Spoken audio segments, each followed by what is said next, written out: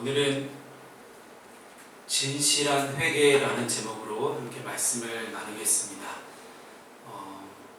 여러분, 감사를 할 때 감사에 반드시 동반되어야 되는 것이 회개입니다.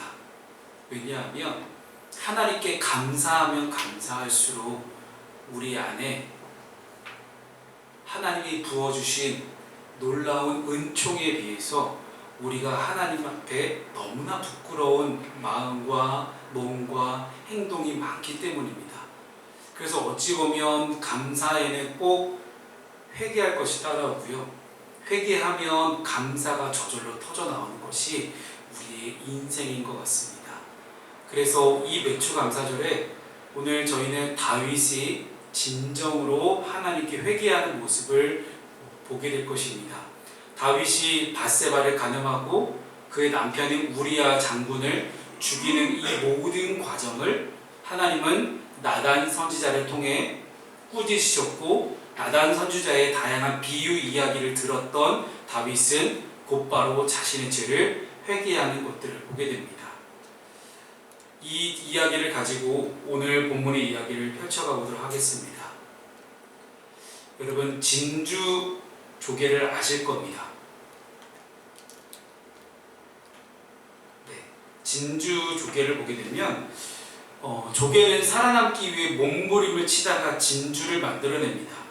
이 조개가 입을 벌리고 있을 때 이물질인 날카로운 모래가 조개 속으로 들어오고, 이물질이 때로는 이 조개의 살을 갈갈이 찢어버리기도 합니다. 조개는 이런 이물질로부터 자신을 보호하기 위해 분비물을 내뿜어서 이 이물질을 감싸기 시작합니다. 이것이 바로 진주가 됩니다. 즉, 진주는 위기로부터 몸부림치다가 생겨나는 것이 바로 진주입니다. 우리가 살아가면서 위기를 만나는 것은 숨을 쉬는 것만큼이나 당연한 것입니다. 왜냐하면 이 땅은 천국이 아니기 때문이죠. 천국이 아니기 때문에 우리는 늘 이 위기와 삶의 어려움으로부터 벗어날 수가 없는 그런 연약한 인생을 살 수밖에 없습니다. 따라서 우리는 언제나 죄의 유혹에 항상 노출되어 있습니다. 그리고 수많은 죄의 유혹을 하고 있는 사단 마귀로부터 미혹되고 넘어지고 쓰러질 수 있습니다. 이 땅에 쓰러지지 않는 사람은 없습니다. 다만 지난주에 말씀드렸듯이 넘어져도 다시 일어나면 괜찮습니다. 그러나 쓰러진 상태로 그대로 길들여져 있는 많은 사람들이 우리 주변에 있습니다. 우리 신앙생활은 꽃길을 걷는 것과 같다고 생각합니다. 한가하게 우리가 선글라스를 끼고 아메리카노 한 잔 들고 걷는 것을 의미하는 것이 꽃길이 아닙니다. 꽃길은 원래 비포장도로입니다. 꽃을 심기 전까지 그 땅은 너무나 척박한 땅이고, 꽃을 심기 전까지 그 땅은 모든 것이 갈아엎어진 그런 난도질 당한 땅과 똑같습니다. 우리의 인생이 그렇습니다. 너무 걷기 힘든 길이었는데 그 길이 꽃길로 변하기 위해서는 그 땅에 생명이 뿌리를 내려 아름다운 꽃을 피울 때만 가능합니다. 사랑하는 여러분, 오늘 우리의 인생이 완전히 뒤집어진 인생이라 할지라도 하나님께서 복음의 씨앗을 심으셨을 때 그 씨앗이 열매를 맺는 그 순간 우리는 비로소 진짜 인생의 꽃길을 걷게 됩니다. 지난주에 말씀드린 것처럼 넘어져도 일어나면 괜찮습니다. 그 과정 속에 여러 가지 힘들고 어려움은 당연히 있습니다. 그러나 하나님의 뜻을 신뢰하며 온전한 영적인 회복을 위해서 우리가 진실한 회개를 해야 하는 그 이유를 오늘 본문을 통해서 살펴보도록 하겠습니다. 첫 번째는 우리 하나님은 사랑과 용서의 하나님이시기 때문입니다. 오늘 본문의 13절 말씀을 함께 읽습니다. 시작. 다윗이 나단에게 이르되 내가 여호와께 죄를 범하였노라 하매, 나단이 다윗에게 말하되 여호와께서도 당신의 죄를 사하셨나니 당신이 죽지 아니하겠거니와. 아멘. 나단의 지적을 들은 다윗의 첫 번째 고백은 이겁니다. 내가 여호와께 범죄하였노라. 당신이 바로 그 사람이다. 부자이면서 가난한 사람 것을 빼앗은 그 나단 선지자의 비유를 들은 다윗이 저런 나쁜 놈이 있나, 저런 나쁜 놈은 그 빼앗은 것을 4배로 갚아야 될 것이다 라고 했더니 나단 선지자가 당신이 바로 그 사람이요 라고 꾸짖고 있는 겁니다. 그랬더니 다윗의 첫 번째 고백이 뭐냐면, 내가 우리아에게 범죄했습니다, 내가 밧세바에게 범죄했습니다가 아니었어요. 내가 여호와께 범죄했습니다 라는 것입니다. 여러분, 모든 죄는 다 1차적으로는 하나님께 죄를 지은 것입니다. 여호와께 죄를 범죄하노라 라는 의미는요, 내가 여호와를 대항하여예요. 죄는 하나님을 대항하는 것입니다. 죄는 하나님과 맞서 싸우는 것입니다. 다윗이 지은 죄는 1차적으로는 어쨌든 하나님에 대한 범죄가 맞았습니다. 하나님 말씀에서 벗어나기 시작한 것이 바로 죄의 시작이기 때문입니다. 하나님을 내 손에서 놓치는 순간, 하나님을 바라보는 내 시선에서 내 시선을 바깥으로 돌리는 그 순간이 바로 우리 안에 죄를 짓는 그 순간입니다. 따라서 우리는 죄의 문제를 민감하게 다루어야 됩니다. 늘 깨어있어서 조심할 수 있어야 됩니다. 에덴 동산 밖에서 아담과 하와의 첫 번째 아들이었던 가인이 가장 먼저 죄를 지었죠. 자신의 동생이었던 아벨을 죽이는 살인사건을 저지릅니다. 그랬더니 하나님께서 그에게 네가 선을 행하면 어찌 낯을 들지 못하겠느냐, 선을 행하지 아니하면 죄가 문에 엎드려 있느니라, 죄가 너를 원하나 너는 죄를 다스릴지니라 라고 말씀합니다. 그것은 무엇이냐면, 결국은 네가 착하게 살면 하나님 앞에 네가 과연 얼굴을 당당하게 들고 다닐 수 있겠지. 그런데 너가 지금 죄를 지었기 때문에 내 앞에 감히 얼굴을 들지 못하는 것이다. 죄가 이미 문 앞에 엎드려 있다.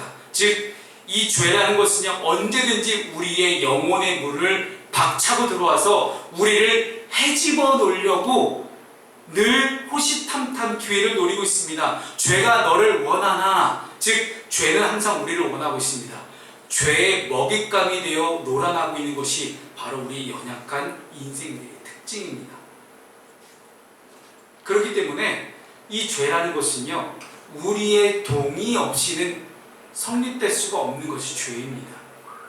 내 안에 죄의 유혹이 들어옵니다. 죄의 유혹이 들어왔을 때 그 죄의 유혹 속에서 내가 동의해서 죄를 지었기 때문에 그 죄가 성립이 되는 것입니다. 그렇기 때문에 내가 동의하지 않으면 내 안의 죄는 절대 성립될 수가 없습니다. 내 삶의 문을 열어서 죄를 내 삶에 들어오지 못하도록 단단히 우리의 삶의 문을 우리는 걸어 잠글 수 있어야만 합니다. 죄를 짓게 되면 그 영역에서 사단은 문 열렸네? 이제 마음대로 활동해보자 하고 내 안에서 게으름의 죄, 욕심의 죄, 육신의 정욕, 안목의 정욕, 이생의 자랑 같은 수많은 죄들이 내 안에 들어와서 활개를 치고 다니기 시작한다는 것입니다.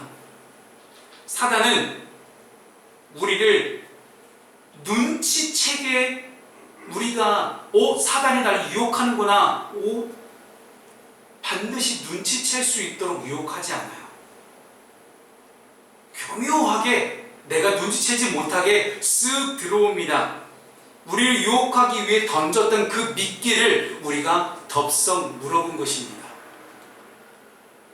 그것이 정욕이든 성욕의 문제이든 물질이든 부정한 일이든 속임수든 누군가를 미워하는 것이든 관계의 문제든 사단은 그 모든 것으로 우리를 위협할 준비가 되어 있습니다. 사단의 유혹을 받아서 밧세바를 간음하고 우리아 장군을 죽인 이 다윗이 과연 하나님께 예배를 제대로 드릴 수는 있었을까요? 아마 예배하는 거, 찬양하는 거, 기도하는 거 온전히 드리지 못했을 거라 생각합니다. 가인이 하나님 앞에서 낯을 제대로 들지 못했던 것처럼 다윗도 그런 수많은 범죄를 저질러 놓고 10계명 중에 진짜 제대로 꾸짖기만 하면 4개나 저질렀어요. 4계명이나 그는 저질렀는데 과연 하나님 앞에 얼굴을 빳빳이 들고 하나님 저 왔습니다 하고 하나님께 예배를 정직하게 드릴 수 있었을까요? 어찌 보면 하나님을 제대로 예배하지 못하는 그 기간이 다윗에게는 엄청난 심판으로 다가왔을 것입니다. 보통 우리는 교회를 와서 예배하는 것에 대해 너무 쉽게 생각합니다. 근데 여러분 잘 생각해 보십시오. 내가 예배하지 못하는 것이 심판받는 거예요. 하나님께 가까이함이 내게 복이라고 말씀하시잖아요. 결국 사단은 우리가 복을 얻지 못하도록, 하나님으로부터 내려오는 복을 얻지 못하도록 우리를 방해합니다. 보통 우리가 죄를 지으면 예배할 때 그 죄가 계속 발목을 붙잡습니다. 우리의 양심이 하나님께 죄송하고 우리의 양심이 하나님께 민망한 마음이 들어서 이 죄를 짓고 난 다음에도 계속 그 죄가 생각이 나서 우리의 발목을 잡는 거예요. 그런데 여기서 매우 중요한 영적인 회복의 장면, 영적인 회복의 진리의 방법이 오늘 말씀 가운데 나옵니다. 다윗이 나단 선지자의 지적을 받자마자 뭐라고 이야기합니까? 오늘 13절에 내가 여호와께 죄를 범하였노라. 자신의 죄를 인정한 거죠. 오, 맞습니다. 하나님, 제가 하나님께 죄 지었습니다. 라고 이야기하는 그 순간부터 다윗은요, 죄에서 자유를 얻게 되는 놀라운 순간을 그는 맞이하게 된 것입니다. 다윗은 나단 선지자의 당신이 그 사람입니다 라고 얘기했을 때 나단 선지자의 고발에 어떠한 변명도, 어떠한 핑계도, 어떠한 은폐도 하지 않습니다. 곧바로 자신의 죄를 자백하고 고백합니다. 그랬더니 나단 선지자가 뭐라고 이야기해요? 여호와께서 당신의 죄를 용서하셨으니 당신은 죽지 않을 겁니다 라고 이야기를 합니다. 너무나 놀라운 순간 아닙니까? 다윗이 저지른 죄가 결코 가볍지 않았어요. 그런데 아니 이렇게 엄청난 살인하고 간음하고 남의 것을 도둑질하는 그 거짓 증거하는 이런 많은 일을 저질렀는데 어떻게 그 모든 죄가 이렇게 한 번에 용서받을 수 있지? 이게 말이 된다고? 아니 다윗이 지은 죄가 장난도 아니고 이렇게 엄청난 죄잖아요? 그런데 이렇게 쉽게 용서를 받는다는 것이 말이 되느냐라는 그런 생각을 충분히 할 수 있습니다. 그러나 우리는 성경을 보면서 잊지 말아야 될 중요한 한 가지 관점이 있습니다. 성경은 하나님이 어떤 분이신가에 대해서 말씀하는 책입니다. 이 성경은 철저하게 하나님의 사랑과 용서를 이야기하고 있습니다. 하나님은 어떤 분이십니까? 우리가 어떠한 죄를 지었든 진실한 회개를 한다면 뒤돌아 돌아보지 않고 우리를 용서해 주시는 분이 우리 하나님이시라는 사실입니다. 여기서 중요한 것은요, 진실한 회개예요. 진실한 회개와 짝퉁 회개를 제가 구분해서 설명드리면, 진실한 회개는 회개하고 나서 다시는 그 죄를 짓지 않는 것을 진실한 회개라고 말합니다. 짝퉁 회개는 내가 지은 죄를 가지고 하나님께 회개했지만 그 회개한 것에 대해서 잘못을 철저하게 뉘우치지 않고 또다시 그 죄를 반복해서 짓는 것이 바로 짝퉁 회개입니다. 한국교회 안에 짝퉁 회개가 얼마나 많습니까? 짝퉁 회개가 있는, 제가 짝퉁 회개라고 말하는 까닭은 그것입니다. 아무리 교회를 몇십 년 다녀도 삶의 변화가 없어요. 교회를 100만 년을 다녀도 입에서 나오는 말, 모든 말과 행동, 그 모든 것들이 남들이 보기에 누군가가 예수 믿는 사람은 예수 믿지 않는 사람이다. 누가 보아도 아, 저 사람 예수 믿는 거 맞아? 에이 라고 이야기할 정도라면 여러분 이건 짝퉁 회개가 확실합니다. 대한민국 한국교회 교인 안에 이렇게 숨어서 교묘하게 하나님께 죄를 짓는 사람들이 얼마나 많습니까? 저희 카페 직원이 동산교회 청년이잖아요. 안예본 청년 동산교회 섬기고 있는데 그 친구 참 착실해요. 기특하고 어렸을 때부터 부모님께 신앙훈련을 워낙 또 잘 받고 이래서 참 교회를 잘 섬깁니다. 그 큰 교회에서 참 많은 사역들을 감당하고 있어요. 그 친구한테 들은 얘기 중에 너무 웃긴 게 그렇게 큰 교회나 우리같이 작은 교회나 똑같은 게 뭔지 아세요? 헌신자가 없다는 거예요. 이해가 되세요? 몇만 명이나 되는 그 동산교회 안에 헌신자가 없어서 매년 난리랍니다. 그래서 목요일 저녁마다 이 친구가 목사님 저 목요 저녁 예배 찬양하러 가야 되는데 저 2시간만 일찍 퇴근하면 안 될까요? 가. 매주 가는 건 안 돼. 그래서 한 달에 2번으로 저희가 협상을 했어요. 원래는 한 번만 해줬는데 2번으로 제가 늘려줬어요. 왜요? 동산교회 헌신자가 없대요. 그게 현실이에요. 대한민국 큰 교회든 작은 교회든요. 제가 친한 저희 선배가 꿈의교회 부목사로 있는데, 야, 헌신자가 없어. 에이 형, 꿈의교회가 그렇게 얘기하면 안 되지. 우리 교회 상황 보고 얘기해. 야, 큰 교회나 작은 교회나 헌신자가 없는 거 마찬가지야. 큰일 났다 한국교회. 어떡하냐? 그럼 형이 나와서 개척을 해. 왜 꿈의교회 있어? 일단 먹고 살아야지. 여러분, 이게 한국교회 현실이에요. 큰 교회든 작은 교회든 아무도 하나님 앞에 솔직하게 서 있지 않습니다. 하나님이 무섭고 두려운 분이고 하나님이 내 삶을 인도하시고 하나님이 우리의 모든 것들을 인도하신다는 것을 말로는 이야기하지만요, 실제는 고백하지 않는 거예요. 그래서 저희 직원 청년이 이제 청년부 예배, 동산교회 청년부 예배 2시에 시작하는데, 그거를 딱 청년 예배를 보고 있으면요, 딱 그렇대요. 천국존이라고 있다고 합니다. 천국존 7층이에요. 7층. 대예배당이 좀 거기 크잖아요. 몇 층으로 되어 있는데 대예배당만 몇 층이에요. 근데 그 7층에 가장 높은 층에 가면 청년들이 바글바글하대요. 근데 왜 바글바글하냐면 다들 자세가 똑같다는 거예요. 이러고 있는 거예요.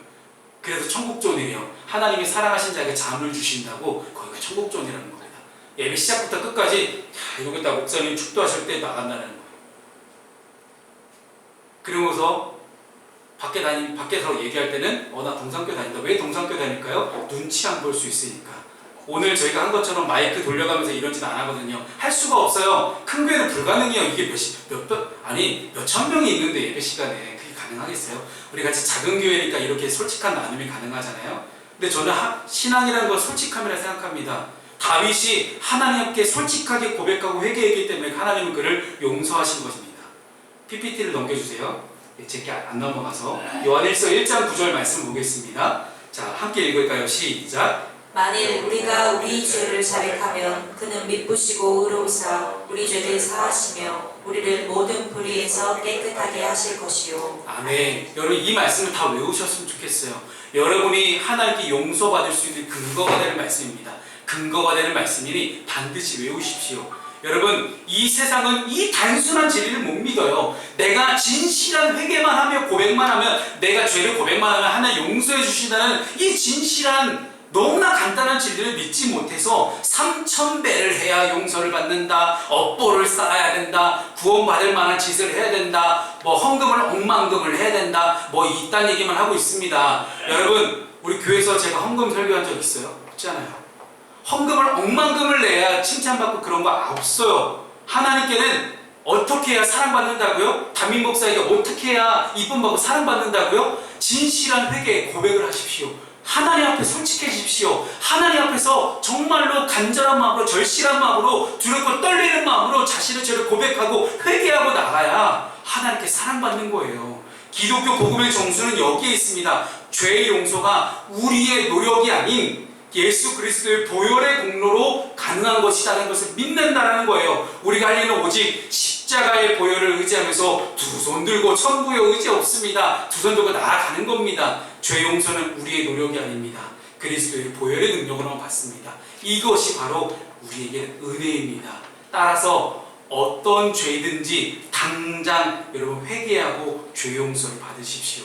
다윗은 회개하여 당장 용서받을 수 있는 그 일을 1년을 해결하지 못하고 유예시켰어요. 어린 시절부터 사소한 것까지 하나님께 다 기도하면서 물어봤던 그런 다윗이에요. 그런데 1년 동안 하나님을 예배하면서 그런 생각이 들지 않았을까요?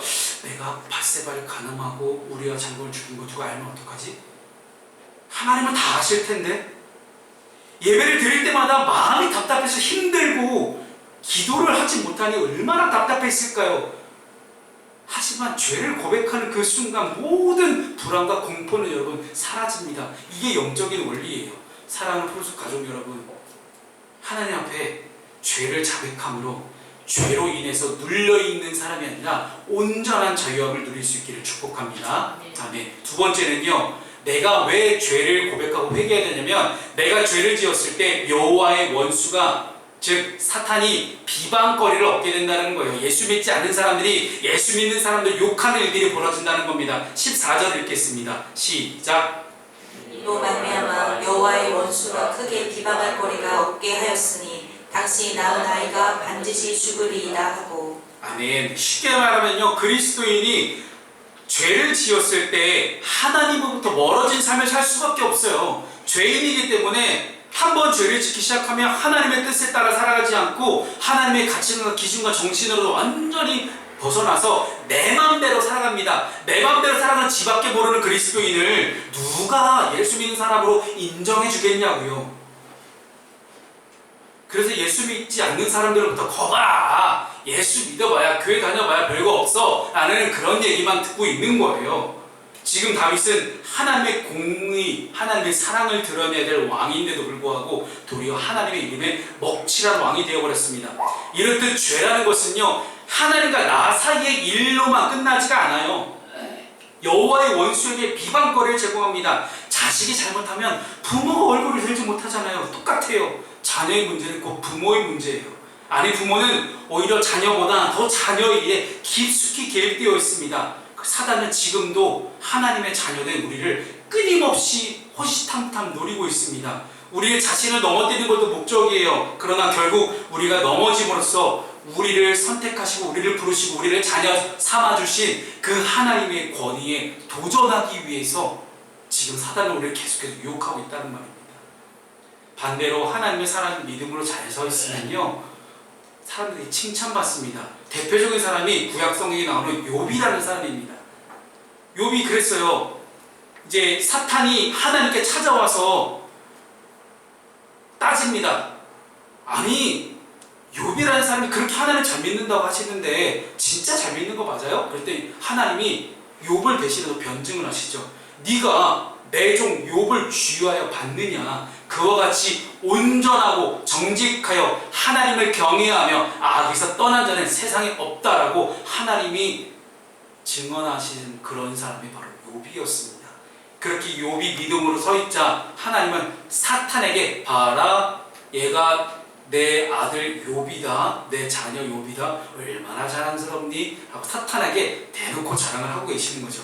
하나님께 자랑이 되고 하나님을 영화롭게 하는 믿음의 사람들이 여러분 다 되셨으면 좋겠습니다.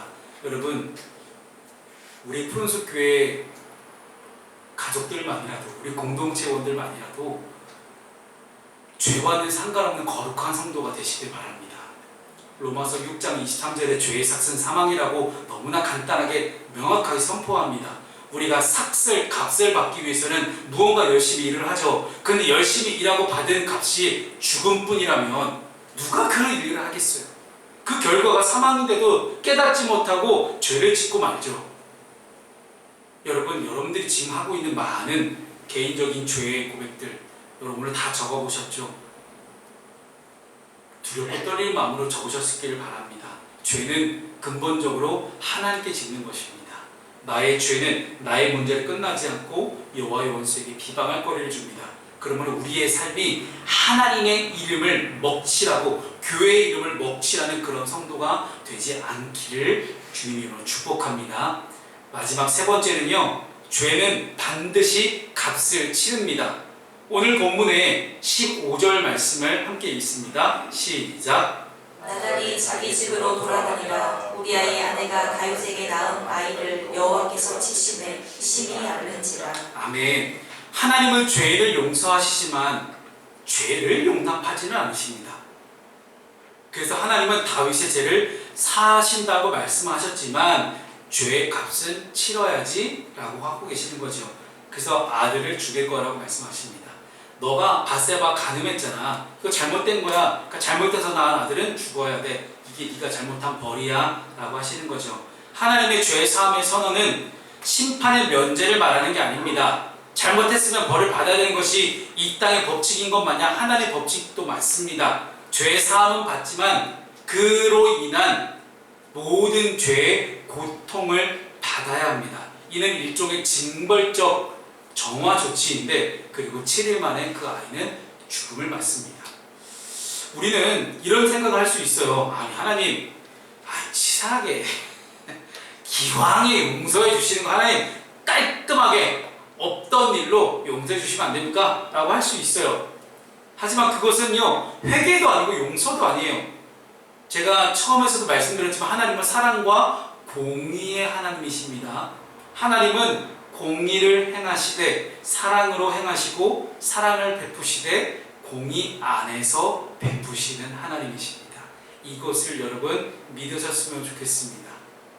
인간은 양극단을 치우칩니다. 그러나 하나님은 치우침이 없습니다. 예수님은 현장에서 가늠에 끌려온 여인에게도 나도 너를 정죄하지 아니한다. 그런데 가서 다시는 죄를 범하지 마라 라고 말씀하십니다. 즉 죄의 값은 절대로 대충 치를 수 없어요. 여러분, 죄의 값을 치른다는 것은 물론 죄의 삭은 사망이지만 우리가 철저하게 죄값을 치르는 것은요, 다시는 그 죄를 짓지 못하도록 내 안에 있는 인간의 육신의 정욕과 안목의 정욕과 이생의 자랑을 계속해서 눌러 앉혀야 되는 끊임없는 노력을 해야 된다는 것이 바로 죄의 값입니다. 다윗은 처음에 나단의 이야기를 듣고 그런 일을 행한 놈이 있느냐, 당장 4배를 갚도록 명령해라 라고 이야기를 합니다. 근데 그 말처럼요, 다윗의 아들 4명이 나중에 죽임을 당해요. 어떻게 죽임을 당합니까? 오늘 본문에 이름도 없는 아들이 죽었고요, 첫째 아들 암논이 동생을 강간했다가 압살롬에 의해서 죽었죠. 압살롬은 반역을 일으켰다가 죽었죠. 왕이 경쟁을 벌이다가 아도니아가 죽습니다. 무려 아들 4명이 죽음을 받게 되죠. 다윗은 아들이 죽어가는 동안 계속해서 자신의 죄를 돌아봤겠죠. 7일 동안 아들의 생명을 놓고 기도하면서 어땠을까요? 주님, 제가 잘못했습니다. 제발 아들만 살려주십시오. 아들만 살려주십시오. 그렇게 기도하지 않겠습니까? 근데 진짜 회복은 이 죄의 값을 받아들인 것까지 감당하는 것입니다.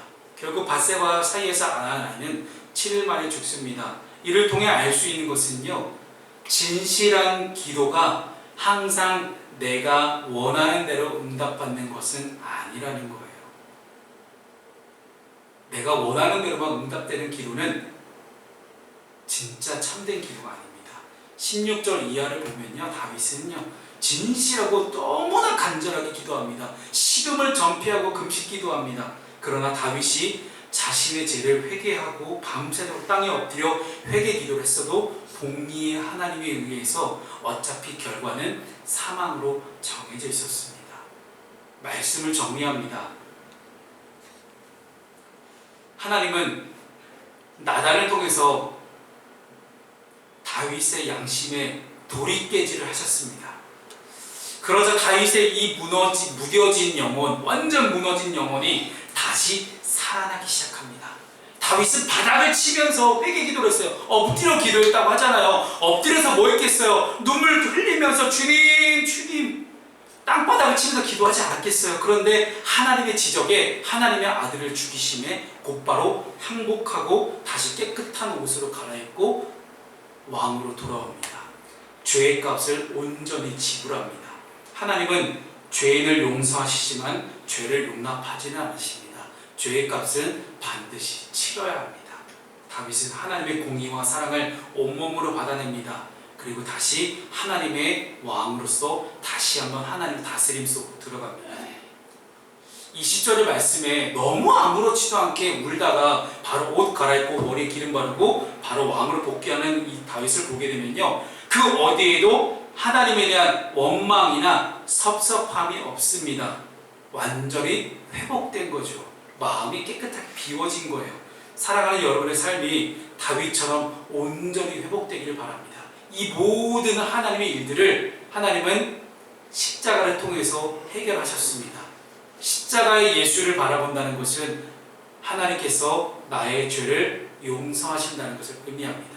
그 전에 반드시 필요한 전 단계는 진실한 회개입니다. 회개하십시오. 말씀을 마치겠습니다. 이 시간 함께 우리 주 은혜임을 찬양하신 후에 기도하도록 하겠습니다. 오늘 하나님이 주시는 기도의 제목은 하나님 보시기에 부끄러운 죄가 있다면 남김없이 회개할 수 있는 용기를 주시옵소서. 두 번째 기도 제목입니다. 하나님의 뜻에 합당한 기도를 하게 하시고 하나님 보시기에 부끄럽지 않는 삶을 살게 하여 주시옵소서. 이 두 가지 기도 제목을 놓고 함께 우리 파송 찬양 하신 후에 결단의 기도를 하도록 하겠습니다.